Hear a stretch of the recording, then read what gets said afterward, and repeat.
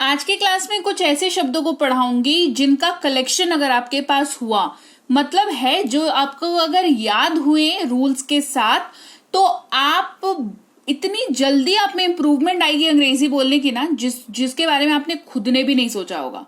Class को शुरू करते हैं। आप देख रहे हैं संरीत इंग्लिश अकेडमी, मैं हूं प्रीति मैम। सबसे पहला जो हमारे पास शब्द है वो है 3 शब्दों का कॉम्बिनेशन। ठीक है, पहले ही में आपको मैं 3 शब्द बता रही हूं, तो क्लास बढ़िया होने वाली है। सब्सक्राइब पहले ही करके रख लो, बेल नोटिफिकेशन भी ऑन कर देना, ताकि जब क्लास आए तो झंझट नहीं हो, आपको आसानी से क्लास मिल जाए। ठीक है, तो सबसे पहला जिस शब्द के बारे में बात करेंगे वो है बी। BEB, देखो ये एक ही फैमिली का ऑलमोस्ट वर्ड है। ठीक है, तो BEB जिसका मतलब होता है हो या होना। ठीक है, हो या होना। बीन जो है वो आपको ऐसा दिखाएगा कि आ रहा हूं, आ रही हूं, लेकिन ये आने वाला नहीं है। जब आप बोलते हैं ना कि मैं करता रहा हूं, मैं इनकी सेवा करती आ रही हूं, ये वाला जो आपको बाप पहले भी करते थे और अभी भी कर रहे हो और करते ही रहे हो, है ना, बहुत लंबे पीरियड से, वहां पर बीन वर्ड का यूज करते हैं। टेंसेस में इसका बहुत यूज होता है। और अगला जो शब्द है वो हमारा बीइंग है। ठीक है, बीइंग, BEING, बीइंग, हो रहा है या किया जा रहा है, हो रहा है या किया जा रहा है। यहाँ पर डूइंग वाला किया जा रहा है नहीं बात हो रही है। ये सर्टेन टाइप ऑफ वाक्य होते हैं जहां पर इनका इस्तेमाल जो है आपको देखने को मिलता है। एग्जाम्पल से बेहतर समझ आएगा। ये कोई भी हो सकता है, it can be anyone, it can be anyone, कोई भी हो सकता है। तो इस वाक्य में आप समझो, अगर आपको बी का कॉन्सेप्ट नहीं पता हो तो हो की अंग्रेजी आप नहीं बना पाओगे, और अल्टीमेटली क्या रिजल्ट होगा, वही जो हमेशा होता है, ट्रांसलेट नहीं कर पाते हैं, फिर इंग्लिश नहीं बोल पाते हैं, है ना। आपके साथ ये नहीं होगा, है ना, क्योंकि आप मेरी क्लास देख रहे हो। तो कोई भी हो सकता है, इट कैन बी एनीवन। ये मेरे लिए कठिन हो रहा है, गेटिंग माई पॉइंट। कैसा सेंटेंस है, ये मेरे लिए कठिन हो रहा है। कोई सिचुएशन है जो आपके बर्दाश्त से बाहर हो रही है, उस सिचुएशन को एक्सप्लेन करने के लिए आप बीइंग का यूज कर रहे हो। It is being tough for me, it is being tough for me. अब बीइंग का यूज किए बिना इस वाक्य को मुझे ट्रांसलेट करके बताओ, है ना। तो एक बहुत ही यूनिक काइंड ऑफ कॉन्सेप्ट है ये। मैं काम करता रहा हूं, I have been working, I have been working, है ना। बीन का यहां पर यूज किया हमने, बीन का, बीइंग का और बी, तीनों का यूज काफी अच्छे तरीके से आपको करना आ गया होगा अब तक। आगे बढ़ते हैं, अगले शब्द की बात करते हैं। ये तीनों शब्द ना एक साथ ना बेहतर समझ में आते हैं, अलग अलग पढ़ के ना उतना समझने में थोड़ी दिक्कत होती है, तो इसी वजह से तीन को एक साथ कराया। ये इंपॉर्टेंट है कॉन्सेप्ट, है ना। अगला शब्द है हमारा विल। बहुत प्यारा सा मतलब शब्द है ये, फ्यूचर वाले वाक्यों में यूज हो जाता है। बिल्कुल नखरा नहीं है इसको, एकदम बहुत ही सीधा साधा सा हमारा पोलाइट सा हमारा वर्ड है। मतलब इसका होता है गागेगी, फ्यूचर में ये यूज होता है, सबके साथ यूज हो जाता है। I will, he will, she will, it will, you will, they will, me, I will, है ना, सबके साथ यूज हो जाता है। नाम के साथ भी यूज हो जाता है, तो कोई टेंशन वाली बात इसमें है नहीं। वह पढ़ाई करेगा, ही विल स्टडी। वह पढ़ाई कर रहा होगा, ही विल बी स्टडिंग। वह पढ़ाई कर चुका होगा, ही विल हैव स्टडीड। ठीक है, फ्यूचर वाले वाक्यों में 3 तरह से यूज मैंने इसका आपको बता दिया। फिर है हमारे पास इज, जो आपको 2 तरीके से यूज होता हुआ दिखेगा। एक बी वर्ब के तौर पर, एक जब कंटिन्यूटी को दिखाता है ये तब। तो इसका मतलब है, इसका 2 अर्थ निकल के आता है और रहा है। तो रहा है जो वो कंटिन्यूटी को दिखा रहा है। इज का इस्तेमाल की कुछ रेस्ट्रिक्शंस हैं, कुछ नियम हैं, जो कुछ शर्तें हैं। इज जो है सबके साथ इस्तेमाल नहीं होता, वो ही, शी, इट और किसी भी नाम के साथ इस्तेमाल होता है। वह एक डॉक्टर है, करंट स्टेट को दिखा रहा है, ही इज अ डॉक्टर। वह पढ़ रहा है, कंटिन्यूटी को दिखा रहा है, कॉन्टिन्यूअस को दिखा रहा है, ही इज रीडिंग। क्लियर। फिर वहीं पर एम जो है वो एक ऐसा शब्द है जो सिर्फ आई के साथ यूज होता है, और ये भी 2 स्टेट्स में यूज होता है। एक ये बी वर्ब को दिखाता है, दूसरा ये कॉन्टिन्यूअस को भी दिखाता है। हूं और रहा हूं, इसका मतलब होता है मैं पढ़ता हूं, आई स्टडी, मैं पढ़ रहा हूं, आई एम स्टडिंग। डिफरेंस समझ में आ रहा है? क्लियर। एक स्टेट ऑफ बीइंग मतलब जहां पर वो है, एग्जैक्ट स्टेट को दिखा रहा है, करंट स्टेट को, और एक कॉन्टिन्यूटी को दिखा रहा है। ठीक है, आर है और रहे हैं, ये आर दिखाता है, आर के कुछ लिमिटेशंस है। आर यू वी दे के साथ इस्तेमाल होता है, यानी कि you are, we are, they are, यही आपको दिखेगा वाक्य इस्तेमाल होते हुए, ठीक है। हम लोग पढ़ाई कर रहे हैं, वी आर स्टडिंग, हम लोग पढ़ते हैं, वी स्टडी, है ना। तो ये अगेन कंटिन्यूअस और करंट सिचुएशन, ठीक है। अब पास्ट की बात करते हैं थोड़ी सी, है ना, जहां पर आपको दो शब्द दिखेंगे, वॉज और वर, और ये दोनों तरीके से इस्तेमाल होते हैं, जैसे कि इज एम आर इस्तेमाल मैंने आपको बताया। डिफरेंस क्या है, पास्ट में यूज होता है, यानी कि ऐसे वाक्यों में जिसमें आप था, थे, थी यूज कर रहे हो, या रहा था, रहे थे, रही थी यूज कर रहे हो, ठीक है। वॉज, था, थे, थी, मतलब कुछ लिमिटेशंस है शब्द के भी, ये सबके साथ यूज नहीं होता है। ये आई, ही, शी, इट और किसी भी नाम के साथ यूज होता है। I was, he was, she was, ऐसे करके।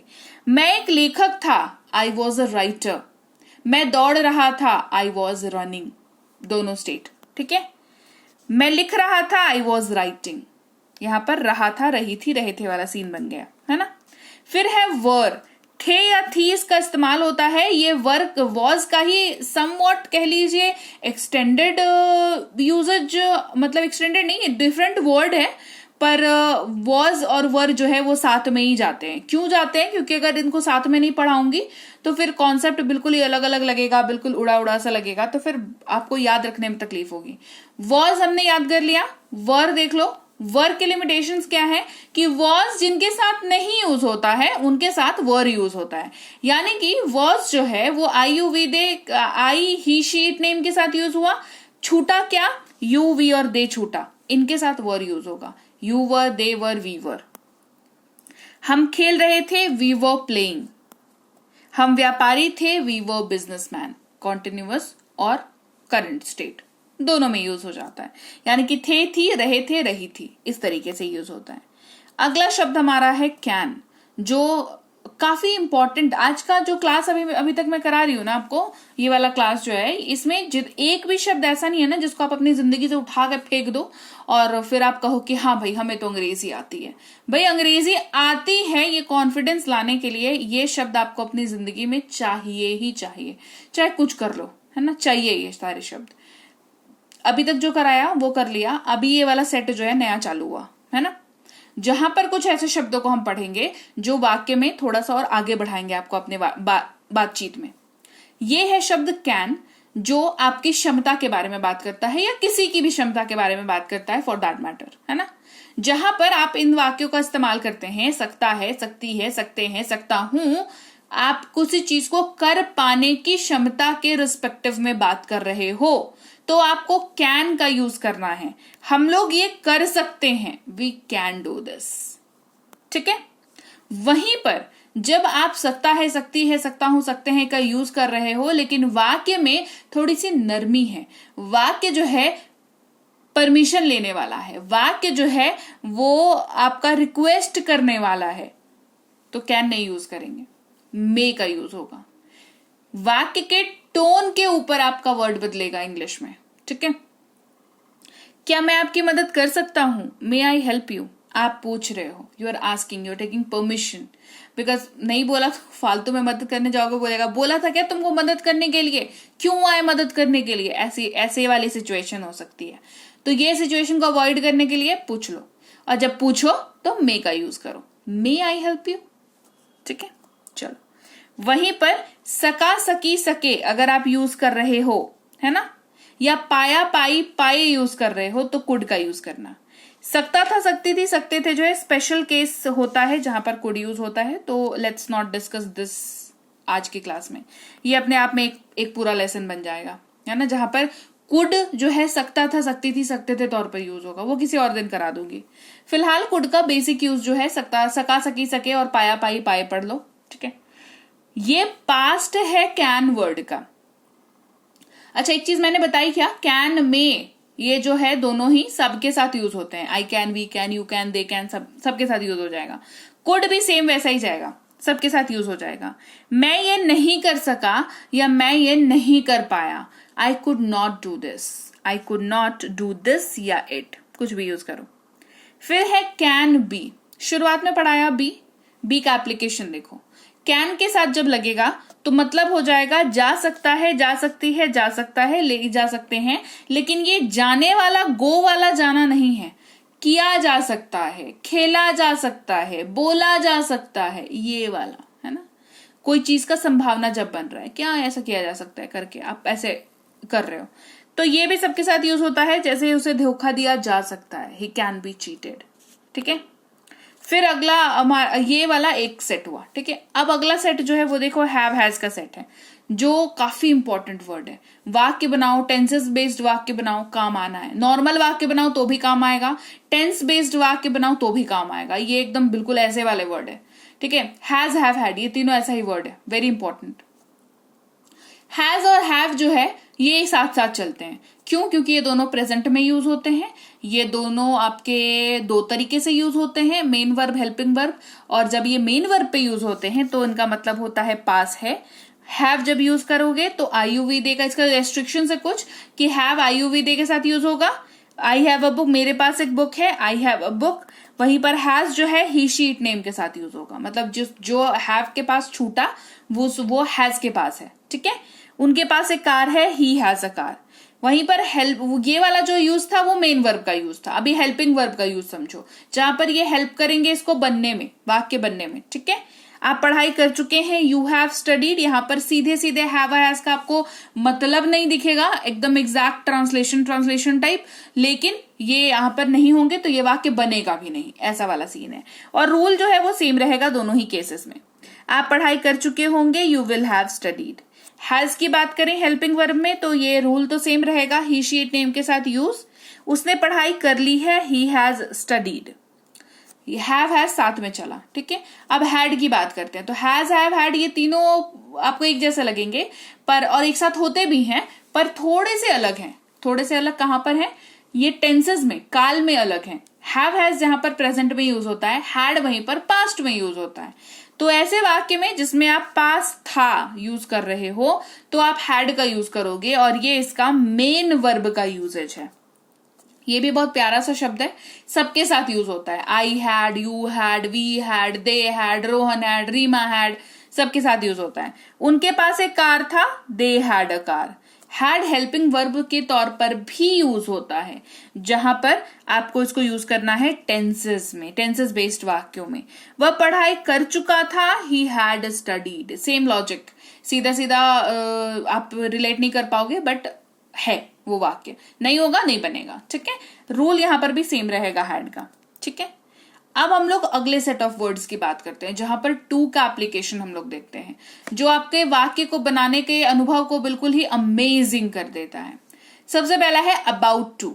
अबाउट टू, ठीक है, ये पहली बात तो सबके साथ यूज होता है, तो लिमिटेशंस कुछ है नहीं इसकी, सबके साथ यूज हो जाएगा बढ़िया तरीके से। ठीक है, यहां पर ऐसा कोई भी वाक्य जहां पर आप ये यूज करते हो ना, अरे मैं जाने वाला हूं, मैं खाने वाला हूं, मैं आने वाली हूं, मैं हंसने वाली हूं, मैं पकाने वाली हूं, है ना, वाला हूं, वाली हूं, वाले हैं, जहां पर भी आप यूज कर रहे हो अबाउट टू आपको वहां पर यूज करना ही पड़ेगा, है ना। जैसे मैं खाने वाला हूं, I am about to eat. Have के साथ भी टू का एप्लीकेशन होता है। हैव का सिंगल एप्लीकेशन देख लिया, हैव का टू के साथ अब एप्लीकेशन देखो, जहां पर वाक्य में ना है, नी है, ने है यूज कर रहे हो, मुझे खाना है, मुझे जाना है, उन्हें आना है, इस तरीके से यूज कर रहे हो, तो हैव के साथ टू वहां पर अप्लाई होगा और वो वाक्य बन जाएगा। हैव का जो रूल है वो थ्रू आउट चलेगा हमेशा, हैव जहां पर होगा हैव अपना रूल लेकर के आएगा। ठीक है, मुझे खाना है, आई हैव टू ईट, तो हैज टू होता है, हाँ होता है। हैज टू भी अपना रूल अपने साथ लेके चलता है कि हैज टू जहां खड़ा उसका रूल भी साथ में वहीं आपको मिल जाएगा। ठीक है, सेम है, ना है, नी है, ने है, उसे जाना है, he has to go. Had to same, ना था ये हो जाएगा, क्योंकि हैड खुद भी एक पास्ट का वाक्य है, तो टू के साथ लग के भी ये पास्ट में ही यूज होगा और ये अपने रूल को साथ में लेके ये भी आता है। ठीक है, उसे जाना था, he had to go. Should अगला है, जहां पर इसका मतलब होता है चाहिए, जहां पर आप सलाह दे रहे हैं, तो अरे तुमको ऐसा नहीं करना चाहिए, तुमको ऐसा करना चाहिए, तुमको पढ़ना चाहिए, अरे आपको ना सुबह उठना चाहिए। यहाँ पर ना हर चीज ना सामने वाले को या खुद को सलाह देने के लिए होती है, तो सलाह देने के लिए जब भी आप कोई वाक्य यूज करें, शुड का यूज करें। तुम्हें जाना चाहिए, यू शुड गो। वुड अगला शब्द है जो कि गा गे गी इसका मतलब होता है वह खेल रहा होगा, he would be playing. But be very careful, would को यूज करने से पहले वाक्य का टोन समझना आपको जरूरी है। वाक्य का टोन या तो डाउटफुल हो या तो आपका थोड़ा सा संदेहजनक हो, या तो पास्ट वाले परंतु भविष्य वाले किंतु पास्ट में कहे जाने वाले वाक्य हो। थोड़ा सा डिफरेंट वाक्य होता है जहां पर वुड यूज होता है। ठीक है, मतलब वुड एक ऐसा टॉपिक है जिसके ऊपर अलग से पूरी एक क्लास बन सकती है। अगला शब्द है माइट, जहां पर होता है शायद हो सकता है, वह शायद जा सकता है, ही माइट गो। मस्ट, जहां पर माइट जो है माइट वाला सीन नहीं रहेगा, जहां पर एकदम होना ही चाहिए, है ना, अवश्य चाहिए, एकदम बिल्कुल फर्म नेसेसिटी चाहिए, मतलब चाहिए ऐसा वाला सीन। तुम्हें अवश्य जाना चाहिए, यू मस्ट गो। फिर हमारे पास है अगला सेट ऑफ वर्ड्स जो नॉर्मल तो यूज होता ही है, पर ये इनकी खासियत ये है कि ये सवालों के माध्यम से बहुत बढ़िया यूज होता है। वो है डू, डज और डिड। डू जो है वो ऐसे वाक्यों में यूज होता है सवाल पूछने के लिए जहां पर क्या हूं या क्या है का आप इस्तेमाल कर रहे हो। इस्तेमाल IUVD के साथ होता है, क्या मैं जाता हूं, डू आई गो। डज जो वर्ड्स छूटा डू में उनके साथ यूज होता है, ही शी इट नेम के साथ। ठीक है, क्या वह पढ़ाई करता है, डज ही स्टडी। और डू और डज जहां पर खत्म हुआ प्रेजेंट में यूज करके, पास्ट में अगर कहना हो तो डिड का यूज करेंगे। क्या आप गए थे, डिड यू गो। और डिड सबके साथ यूज होता है, ये भी बहुत प्यारा सा वर्ड है। फिर है कोई काम जब आप करने जा रहे हो, करने जा रहा हूं, करने वाला हूं, तो गोइंग टू का यूज कर रहे हैं, है ना। मैं खेलने जा रहा हूं, I am going to play. फिर है एक नया वर्ड सिखाती हूं आपको, ऑट टू।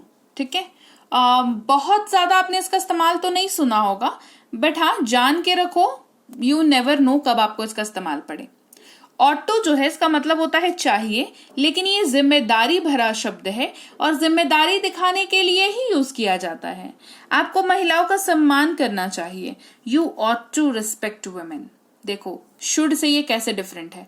शुड सलाह देने के लिए यूज हो रहा है, राइट, लेकिन ये एक ऐसी सलाह है जो जनरलाइज्ड है, और ये सलाह सिर्फ जनरलाइज्ड नहीं है बल्कि जिम्मेदारी भी है ना।